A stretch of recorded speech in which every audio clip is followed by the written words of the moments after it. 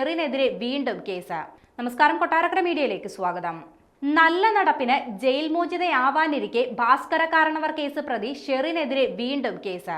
കണ്ണൂർ വനിതാ ജയിലിലെ സഹതടവുകാരിയെ മർദ്ദിച്ചതിനാണ് കേസെടുത്തിരിക്കുന്നത്. ലഹരി കേസിൽ ജയിലിൽ കഴിയുന്ന നൈജീരിയ സ്വദേശിക്ക് നേരെയായിരുന്നു ഷെറിന്റെ മർദ്ദനം. ഷെറിനും സഹതടവുകാരിയായ സുഹൃത്തും ചേർന്ന് മർദ്ദിച്ചു എന്ന് എഫ്ഐആറിൽ വ്യക്തമാക്കുന്നുണ്ട്. ഈ മാസം 24-ാം തീയതിയായിരുന്നു സംഭവം നടന്നത്. തുടർന്ന് ഇന്നലെയാണ് സംഭവത്തിൽ ഷെറിനെതിരെ കേസെടുത്തത്. കൊലപാതക കേസിൽ ഷെറിന് ശിക്ഷയിളവ് നൽകാൻ നേരത്തെ മന്ത്രിസഭ തീരുമാനിച്ചിരുന്നു. മന്ത്രിസഭയുടെ ഉത്തരവ് ഗവർണറുടെ പരിഗണനയിൽ ഇരിക്കെയാണ് ഇപ്പോൾ പുതിയ കേസ് വന്നിരിക്കുന്നത്. ജീവപര്യന്തം തടവിനാണ് ഷെറിൻ ശിക്ഷിക്കപ്പെട്ടത്. ഇത് 14 വർഷമായി ഇളവ് ചെയ്യാനാണ് മന്ത്രിസഭാ യോഗത്തിൽ തീരുമാനിച്ചത്.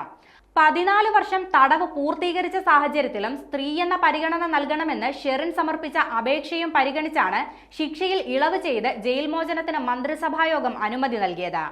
തന്റെ മകൻ പുറത്തുണ്ടെന്നും അപേക്ഷയിൽ ഷെറിൻ സൂചിപ്പിച്ചിരുന്നു. ഷെറിന് മാനസാന്തരം വന്നെന്നും നല്ല നടപ്പെന്നും വിലയിരുത്തിയാണ് ജയിൽ ഉപദേശക സമിതിയും ഈ തീരുമാനത്തിലെത്തിയത്. എന്നാൽ ഇതിനെതിരെ വ്യാപകമായ പ്രതിഷേധമാണ് പിന്നീട് ഉയർന്നത്. സഹതടവുകാരുമായും ഉദ്യോഗസ്ഥരുമായും ജയിലിൽ പ്രശ്നങ്ങൾ ഉണ്ടാക്കിയതിനാൽ 4 തവണ ജയിൽ മാറ്റിയ ഷെറിനെ ജയിൽ മോചിതയാക്കാനുള്ള മന്ത്രിസഭാ തീരുമാനം മിന്നൽ വേഗത്തിലായിരുന്നു. 25 വർഷത്തിലധികമായി തടവിലുള്ളവരെ വിട്ടയക്കണമെന്ന് ജയിൽ ഉപദേശക സമിതിയുടെ ശുപാർശകളിൽ തീരുമാനം നീളുമ്പോഴാണ് 14 വർഷം പൂർത്തിയാക്കിയെന്ന കാരണം പറഞ്ഞ് ഷെറിനെ മോചിപ്പിക്കാനുള്ള തീരുമാനമുണ്ടായത്. തുടർന്ന് ഷെറിനെ വിട്ടയക്കാനുള്ള മന്ത്രിസഭാ തീരുമാനം തള്ളണമെന്നാവശ്യപ്പെട്ട് കോൺഗ്രസ് നേതാവ് രമേശ് ചെന്നിത്തല രംഗത്ത് വന്നിരുന്നു.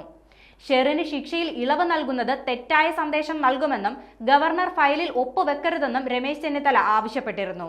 2009 നവംബർ 7-ാം തീയതിയാണ് ഷെറിന്റെ ഭർതൃപിതാവ് ചെറിയനാട് തുരുത്തിമേൽ കാരണവേഴ്സ് വില്ലയിൽ ഭാസ്കര കാരണവരെ മരുമകൾ ഷെറിൻ കൊലപ്പെടുത്തിയത്. ശാരീരിക വെല്ലുവിളികളുള്ള ഭാസ്കര കാരണവരുടെ ഇളയ മകൻ ബിനു പീറ്ററിന്റെ ഭാവി സുരക്ഷിതമാക്കാനും ഷെറിന്റെ സാമ്പത്തിക ബുദ്ധിമുട്ടുകൾ പരിഹരിക്കാനുമായിരുന്നു 2001-ൽ ഇവർ വിവാഹിതരായത്. പക്ഷേ ഷെറിന്റെ ബന്ധങ്ങളും ദാമ്പത്യ പൊരുത്തക്കേടുകളും പുറത്തറിഞ്ഞതോടെയാണ് ഭർതൃപിതാവിനെ ഷെറിൻ കൊലപ്പെടുത്തിയത്.